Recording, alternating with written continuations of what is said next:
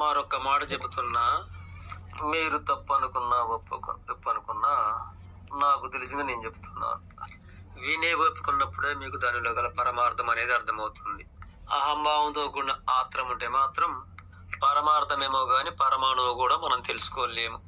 ఏమంటే మన వ్యవస్థ అలనాడే వర్గాలు నిర్ణయించుకుంది కదా, అందులోని భాగంగానే అగ్రవర్ణాల వారు దేశాధినేతలమంటూ ప్రభులమంటూ దండయాత్రలు చేయటము, దేశాలు గెలవడము, ఇలా ఏవేవో చేస్తుంటారు కదా.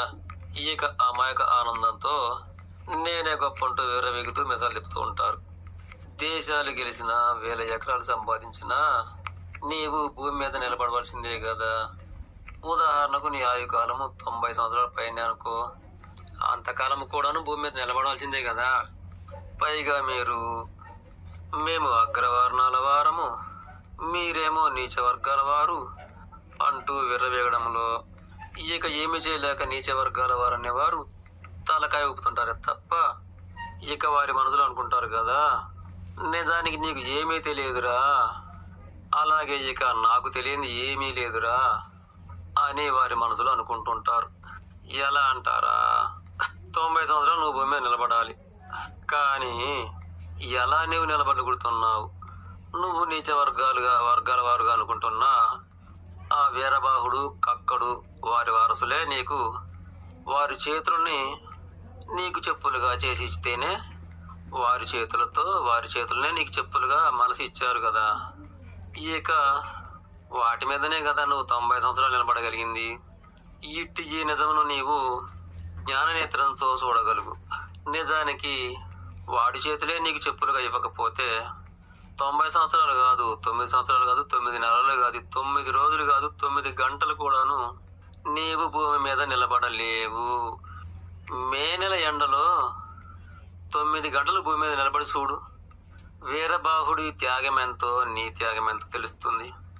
నిజానికి వాడు నీ పాదాల కింది వాడు కాదు, నిజానికి నువ్వు వాడి పాదాలు మొక్కాలి. ఎందుకంటే నీ పాదాలకు రక్షణగా వాడు నువ్వు ఎటు నడిచినా ఏం చేసినా లావువాడివైనా బక్కవాడివైనా సరే, ఎండైనా బుగ్గైనా కంపైనా కట్టైనా సరే, నువ్వు రాజైనా రారాజైనా చక్రవర్తి అయినా సరే మరొకటైనా సరే, ఆ విధంగా వాడే నిన్ను 90 సంవత్సరాలు కాపాడుతున్నది అనే సంగతిని నిజంగా నీకు తెలియాలంటే మే నెలలో 9 గంటలు నీవు చెప్పుల రూపంలో ఉన్న వాడి చేతులను తొలగించి నీవుగా గర్వంగా నిలబడి చూడు. నీలో ఉన్న గొప్పతనం ఎంతో వాడిలో ఉన్న గొప్పతనం ఎంతో. ఇలా ఆనాటి నుండే మమ్మల్ని వర్గీకరణగా విభజించి మీ యొక్క అజ్ఞానాన్ని గౌరవించి మేము మౌనంగా ఉన్నంత మాత్రాన ఇక మీ మిడిమిడి జ్ఞాన కొసనాలికల మాటలే గొప్ప జ్ఞానం అని మేము వినడము, మీరు చెప్పడం. ఇక మీ రూపాలకి మేము దండాలు పెడుతుంటే ఎర్రి వాళ్ళుగా మేము వింటున్నామని సకల సంపదలకు రూపాలు మేమే అంటూ పాటలు వినిపించి ఇలా మీరు చెబుతూ ఉంటే మేము నమ్ముతున్నాం అనుకుంటున్నారు. నీచ వర్గాలుగా మమ్మల్ని దూరం పెట్టిన మేమే లేకపోతే నీకే ఆ సకల సంపదలు ఉండవు. కనీసం మే నెలలో 1 నిమిషం భూమి మీద నేను నిలబడటానికి అర్హత కూడా ఉండదు. మాలో గొప్ప సహనం ఉండబట్టే ఏదో నువ్వు చెబుతూ ఉంటే మేము తలకాయ ఊపుతున్నామే తప్ప నువ్వు చెప్పేవన్నీ కూడాను బూటకంతో కూడిన ఏకపక్షవాదంతో కూడిన మోసం మాయ మాట అని మాకు ఏనాడో తెలుసు.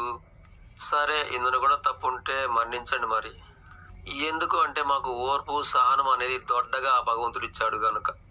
సోదరులారా, మన పితామహులకు జామవంతుడు, వీరబాహుడు, కక్కడు ఇంకా వీరందరినీ కూడాను సగర్వంగా వారు మనవారు అని చెప్పుకోగలగాలి. అన్ని మతాల వారికి అన్ని కుల వారికి కూడాను మన చేతులను చెప్పులుగా ఇస్తేనే వారు ఈ భూమి మీద బ్రతకగలుగుతున్నారు. అమాయకంగా కులం పేరు చెప్తే సిగ్గు అని వెనకడుగు వేయకండి. మందాకృష్ణ గారు చూడు, ముందుగా తన కులం పేరు చెప్పుకుంటాడు. మహానీయులని ఆదర్శంగా తీసుకుందాం, అజ్ఞానాన్ని వీడుదాం, కుల గౌరవాన్ని చెదరకుండా కాపాడుకుందాం. మనుషులంతా మనవారే, మనకు ఎవరు వ్యతిరేకులు కారు. మనుషులంతా మనవారే, మనకు ఎవరు వ్యతిరేకులు కారు. కానీ పాపం వారే మనను చిన్నగా ఊహించుకుంటున్నందుకే వారిపై మనకు జాలి. ఏ శక్తి గొప్పదో ఏ శక్తి తప్పదో ఆ పైవాడికి ఖచ్చితంగా తెలుసు కదా. సరే,